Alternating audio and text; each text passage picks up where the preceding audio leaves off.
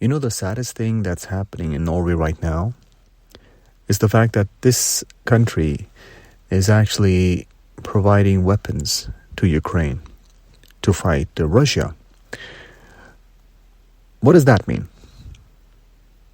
Well, a country which is the size of Norway and known as a very peaceful country, apart from the fact that they have been involved in selling weapons all over the place, warheads and things like that, it is relatively quite peaceful to live here.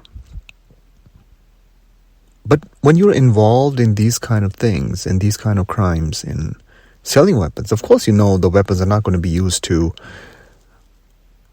grill burgers or something. They're going to be used to kill people. So when Norway is going out of their way to provide weapons to Ukraine, what they're doing is they're inviting war into Norway. That's another thing that the head of NATO is a Norwegian. But a lot of people in Norway, the politicians especially, are jumping on the bandwagon and supporting Ukraine. I don't see actually nothing's wrong in supporting a country which is being invaded by another country. But the double standards, we cannot look away from that. So whoever has to say whataboutism, they can just spare that because it does not fit in here at all. If you look at the reports, especially the videos that have come from Ukraine the past couple of days of people fleeing to Poland, where the border control people actually are sending away colored people, Indians, Pakistanis, Sri Lankans, and everybody else who is not as white as them. If this is not racism, and if this is not trying to say that everybody who is not white is not welcome, then I don't know what is. So, saying that this is a humanitarian thing and we're going to be helping them and we're going to be helping all the immigrants. There's a bus company in Norway. There's a guy who actually collected some funds and he's actually driving over to Ukraine to pick 100 people up.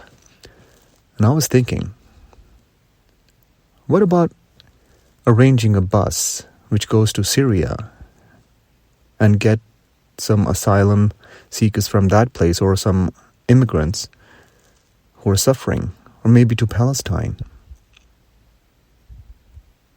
Iraq, Afghanistan, Somalia.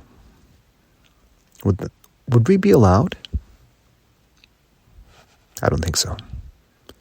So the double standard has come so clearly evident after this whole incident that I think, in a way, Putin has made it possible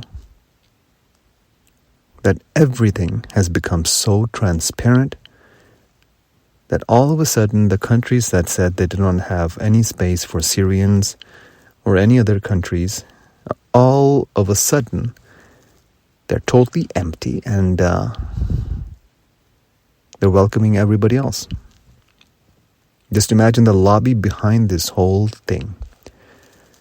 Google is shutting them down. Big businesses are shutting Russia down. Even small children cannot join the Norwegian Cup, that's the Norway Cup for kids. Even they're not allowed. Sports, which are usually non-political, all of a sudden, everybody's mentioning Ukraine. If you mention Palestine, you'll be fined. So double standards can we see all over the place these days.